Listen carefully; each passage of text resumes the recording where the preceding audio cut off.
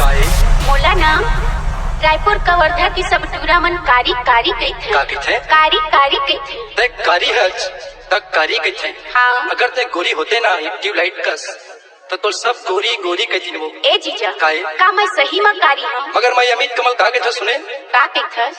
ते कारी है मगर माँ कसम बहुत बड़ दिल वाली है जो। सही में? ए भले कारी हवच वो,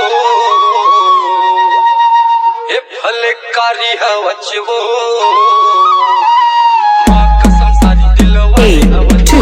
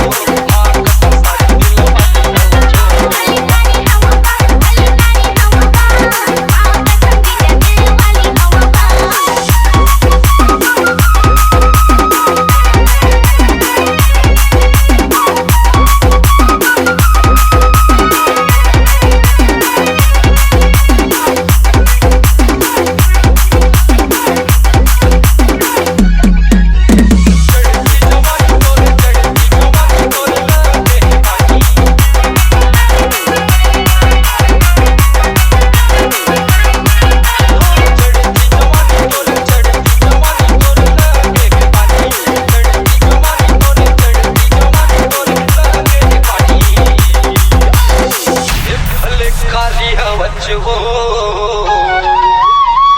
ए भले कारी हवच वो, माँ कसम सारी दिल वाली